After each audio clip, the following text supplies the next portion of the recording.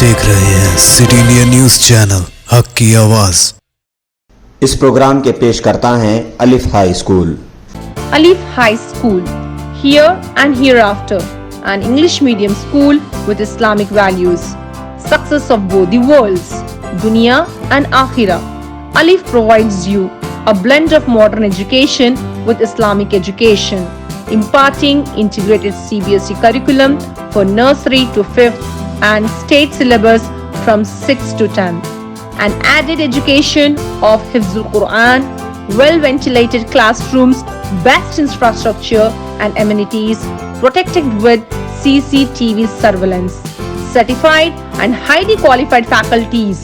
So, grab the opportunity of free admission offer valid up to 31st May 2022.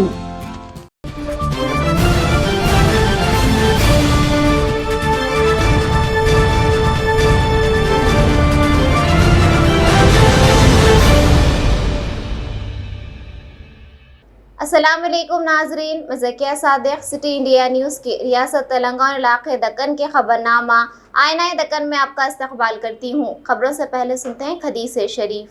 हदीस नबवी सल्लल्लाहु अलैहि वसल्लम।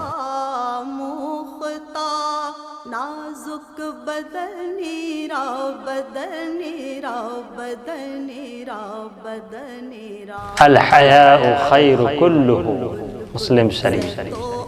हया सरापा भलाई है। सुखनीरा सुखनीरा सुखनीरा सुखनीरा। तेलंगाना के चीफ मिनिस्टर के चंद्रशेखर राव ने धान की खरीदी के मसले पर मरकज को 24 घंटे की मोहलत दी है। उन्होंने मुतालबा किया कि नरेंद्र मोदी हुकूमत धान की खरीदी पर 24 घंटे के अंदर फैसला करे। बसूरत दीगर हम किसानों के साथ मिलकर एक हिकमत अमली तैयार करेंगे। उन्होंने कहा कि तेलंगाना के आवाम और किसान मरकज के साथ लड़ने के लिए तैयार हैं और हम किसी भी हद तक लड़ने के लिए तैयार हैं। दिल्ली के तेलंगाना भवन में धान की खरीदी के मसले पर टीआरएस पार्टी की जानिब से मुनाकिदा एक रोज़ा धरने से खिताब करते हुए चीफ मिनिस्टर ने कहा कि मुल्क में किसान भिखारी नहीं हैं। केसीआर ने धान की खरीदी के लिए कौमी सतह पर एक पॉलिसी अपनाने का मुतालबा किया। अगर मरकज तमाम रियासतों के लिए एक पॉलिसी नहीं अपनाती है तो किसान सड़कों पर आएंगे। चीफ मिनिस्टर ने कहा कि मैं मोदी और पीयूष गोयल से दोनों से हाथ जोड़कर अपील कर रहा हूं कि तेलंगाना के किसान के पैदा करदा धान को खरीदें। केसीआर ने कहा कि तेलंगाना से तकरीबन 2000 किलोमीटर दिल्ली में हम भूख हड़ताल और धरना दे रहे हैं। इतनी दूर आकर धरना देने के लिए कौन जिम्मेदार है। उन्होंने वजीर आजम नरेंद्र मोदी को मशवरा दिया कि वो हर किसी को परेशान करें लेकिन किसानों को परेशान ना करें। हमारा खेती किसानी पे था। हम सारे जलाशय जो था काफी कोशिशों से कई हजारों करोड़ खर्च करके हिंदुस्तान का इकलौता राज्य, एक ही राज्य है आज हिंदुस्तान में 24 घंटा हर किसी को क्वालिटी पावर देता है। आज हम देखते हैं सारा देश में जंग।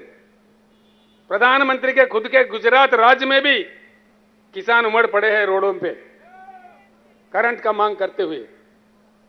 सारे हिंदुस्तान परेशान है। लेकिन मैं फख्र से कह सकता हूं एक ही तेलंगाना राज्य है जहां हर किसी को 24 घंटा उत्तम दर्जे का पावर दिया जाता है।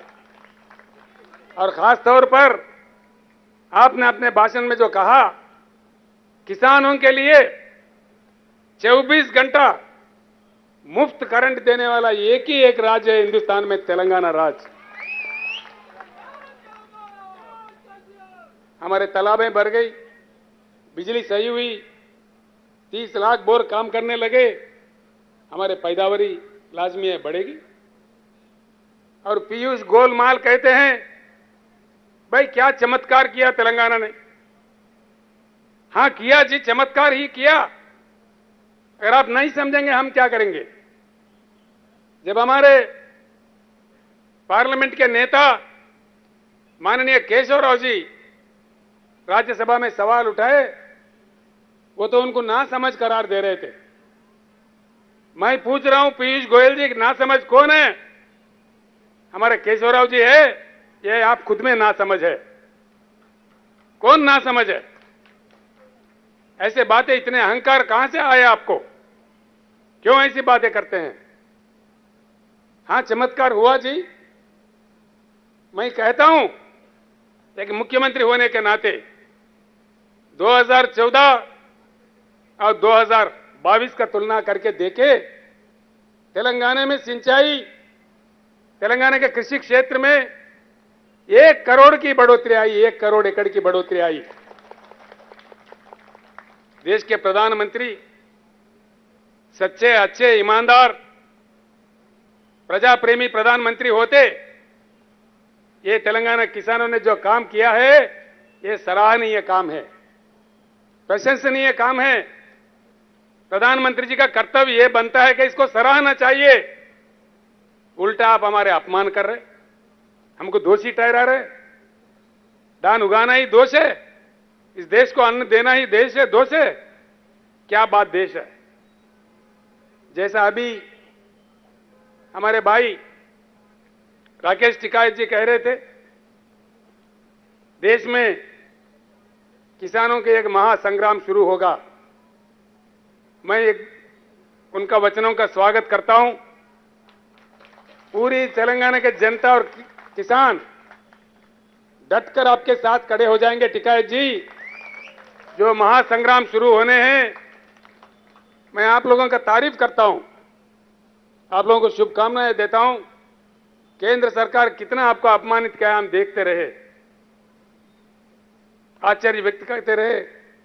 आपको केंद्र सरकार ने खालिस्तानी कहा, उग्रवादी कहा, पता नहीं क्या क्या कहा, कितने मुश्किल खड़ा कर दिए, कितने पुलिस तैनात किए, लेकिन अटल तरीके से आप लोगों ने देश के किसानों के प्रति उनके मांगों को लेकर के 13 महीने लगातार जिस प्रकार का आंदोलन किया, शायद दुनिया, पूरी दुनिया भर में कहीं नहीं हुआ, किसी देश में नहीं हुआ।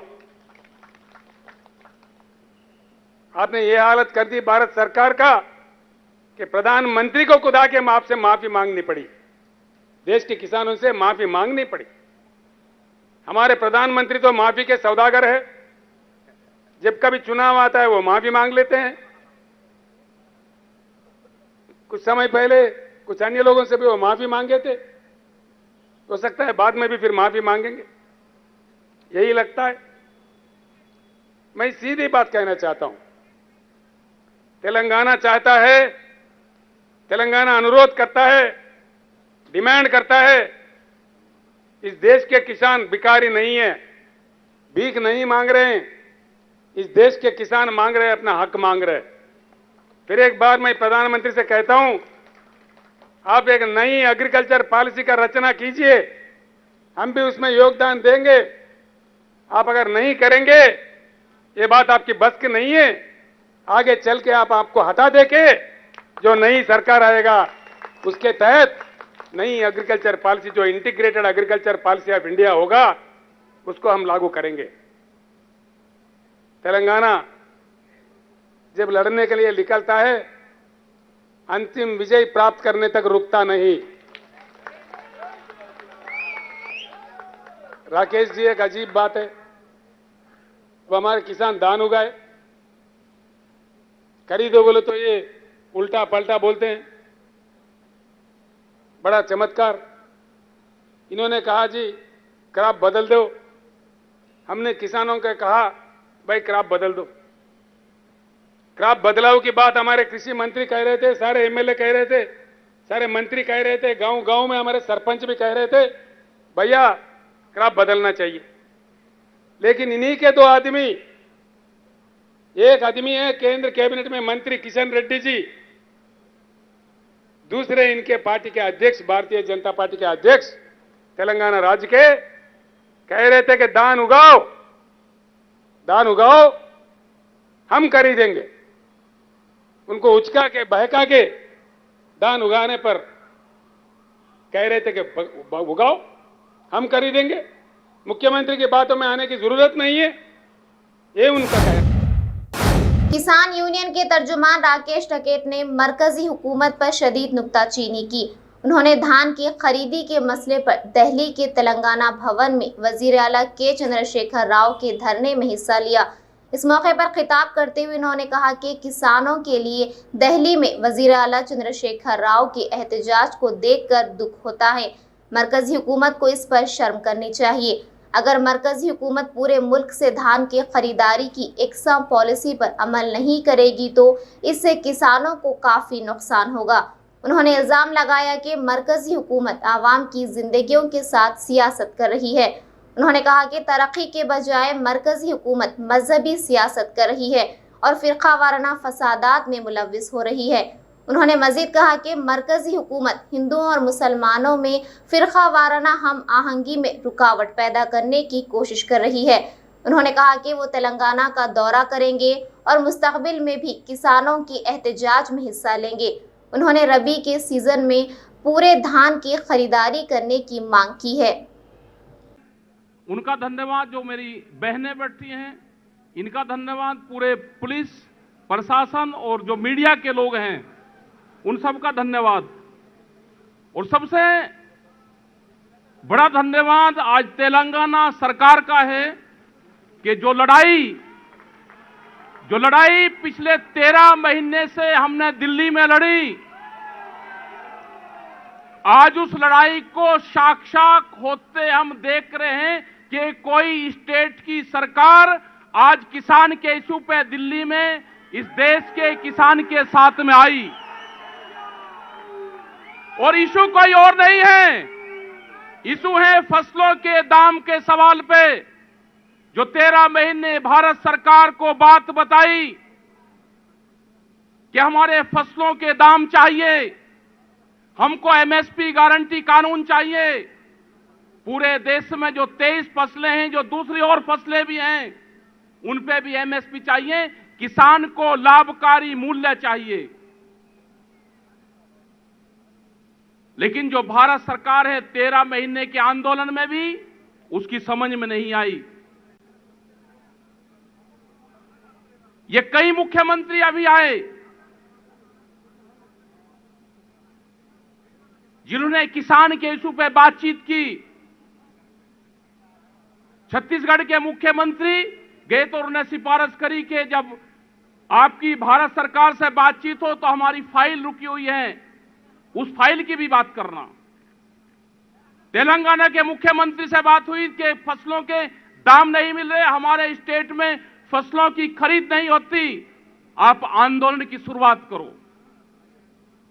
ममता बनर्जी से बात हुई, उन्होंने कहा कि फसलों की खरीद नहीं होती, आप बातचीत करो। देश में हो क्या रहा है? मतलब किसान ऐसे ही मरता रहेगा? किसान आंदोलन करेगा तो उसके खिलाफ पर्चे दर्ज होंगे। किसान अगर आंदोलन की बात करेगा तो उसको ईडी और उसके जो ये मांगने हैं, अपनी फसलों के दाम मांगने आए हैं। और हम धन्यवाद देना चाहते हैं ऐसे मुख्यमंत्री का। हम स्वागत करेंगे, उसके मंच पे हम बार बार जाएंगे। जो मुख्यमंत्री किसान के इशू पे अपने स्टेट की पॉलिसी के लिए दिल्ली में लड़ेगा, भारतीय किसान यूनियन और एसकेएम उसका हमेशा साथ देगी। अभी बहुत से इशू आएंगे, बिजली अमेंडमेंट बिल आएगा, उसमें पता है आपको क्या है? अगर कोई किसान 2 पशु अपने पास में रख रहा है तो उसको कॉमर्शियल कनेक्शन लेना पड़ेगा। ये बिजली अमेंडमेंट बिल में है। क्या कोई किसान जिंदा रह जाएगा? 2 पशु अगर होंगे तो किसान जिंदा रह जाएगा, कॉमर्शियल कनेक्शन लेगा। हमने बात करी है कि जैसे तेलंगाना में है, उनकी जो पॉलिसी है वो करंट फ्री दे करेगा, हम उसका नाम लेंगे। हमने कहा कि वहां पे अगर कोई भी किसान की डेथ होती है तो उसको मुआवजा मिलता है। यह होना चाहिए। ये पूरे देश में क्यों नहीं है? 5 लाख है। वो पूरी पॉलिसी का पता है। आज हिंदुस्तान में सबसे बेहतर अगर पॉलिसी है तो तेलंगाना की है। हम उसका जिक्र करते हैं हर जगह। हम गए, इनकी पॉलिसी का पता किया।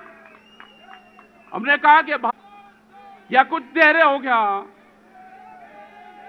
मतलब इंडियन करेंसी है, इंडियन 73 कंट्रियों में हमारा संगठन काम करता है। हम वहां पर जाकर देखते हैं कि 72% तक सब्सिडी। साउंड माइक करो भाई, ठीक माइक करो। ये तो नाज़रीन, यहाँ लेते हैं अब एक छोटा सा वक्फा। Alif High School, here and hereafter, an English medium school with Islamic values. Success of both the worlds, Dunya and Akhirah. Alif provides you a blend of modern education with Islamic education, imparting integrated CBSE curriculum for nursery to 5th and state syllabus from 6th to 10th. An added education of Hifzul Quran, well-ventilated classrooms, best infrastructure and amenities, protected with CCTV surveillance, certified and highly qualified faculties. So, grab the opportunity of free admission offer valid up to 31st May 2022. नाज़रीन, वक्फे के बाद फिर से आपका इस्तकबाल है। कांग्रेस के senior leader और साबिक वजीर मोहम्मद अली शब्बीर ने रियासत में 4% मुस्लिम रिजर्वेशन को लाहिक खतरा और टीआरएस हुकूमत की मुस्लिम मुखालिफ पॉलिसियों के खिलाफ बतौर एहतजाज चीफ मिनिस्टर चंद्रशेखर राव की तरफ से मुनक्किद की जाने वाली इफ्तार पार्टी के बाइकआउट की मुसलमानों से अपील की है। शब्बीर अली ने इतवार को जुबली हिल्स में वाक़ अपनी रिहाइशगाह पर तालीमी साल 2021 और 22 में MBBS कोर्स के लिए 1073 मुस्लिम उम्मीदवारों के इंतखाब पर एक पोस्टर जारी करने के बाद एक प्रेस कॉन्फ्रेंस से खिताब कर रहे थे।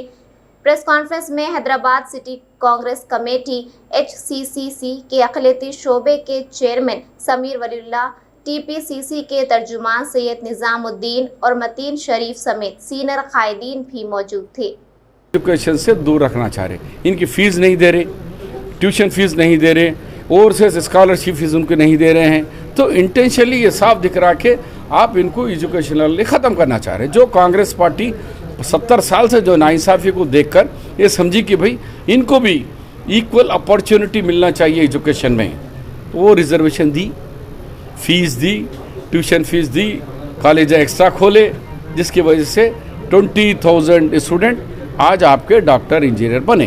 तो इसलिए आज मैं थ्रू मीडिया ऑल मुस्लिम स्कॉलर से, इंटेलेक्चुअल से, उलमा से और हमारे बुज़ुर्गों से अपील कर रहा हूँ कि आपके सामने एक एग्जाम्पल है कि किसान जो मोदी जी के 3 बिल के अगेंस्ट में 1 साल लड़ा, हरियाणा बॉर्डर पे, यूपी बॉर्डर पे, दिल्ली बॉर्डर पर लड़कर उन्होंने 11 मीटिंग अटेंड करी। 11 मीटिंग में सरकार का पानी नहीं पिया, सरकार का खाना नहीं खाया, सरकार की चाय नहीं पी।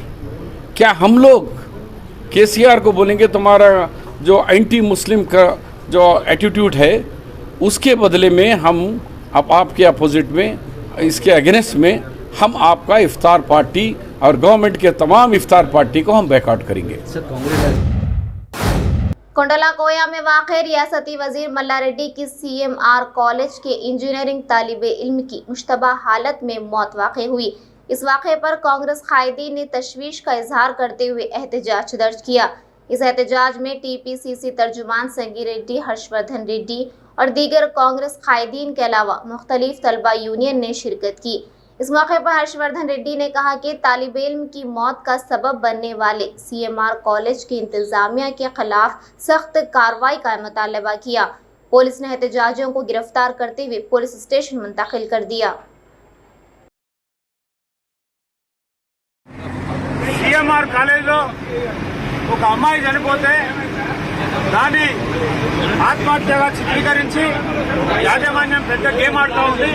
దీన్ని వెంటనే చర్య తీసుకొని ఈ యొక్క వీళ్ళందరూ కూడా పోలీసులను అడ్డం పెట్టుకొని మరి కేసును మాఫీ చేసుకోవడానికి ప్రయత్నం చేస్తున్నారు। ఒక పేద విద్యార్థిని హుజూరాబాద్ నుంచి వచ్చి ఇక్కడ కాలేజీలో చదువుకుంటుంటే ఏం జరిగిందో చెప్పరు।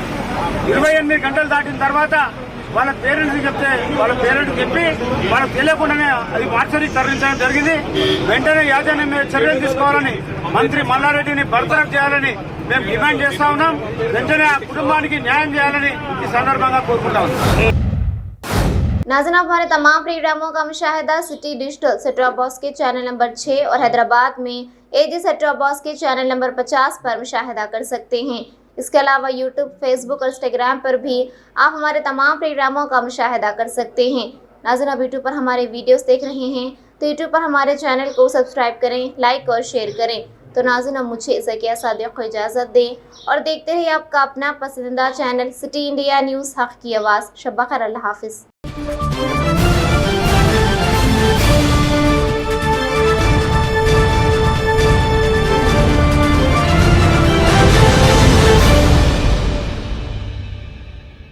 सिर्फ ख्वाबों से नहीं, घर बनते हैं इरादों से। MS techno and company builders and developers लेकर आए हैं एक नया प्रोजेक्ट, साबेरीज Umar enclave super deluxe construction, शाहों के शहर हैदराबाद में। चार मीनार के दामन में सिर्फ 1 किलोमीटर के फासले पर आजमपुरा फरहत नगर इलाके में। Booking start. मजीद तफसीलात के लिए रब्त करें 9959023786, 9959023786, 9581528002, 9493854625।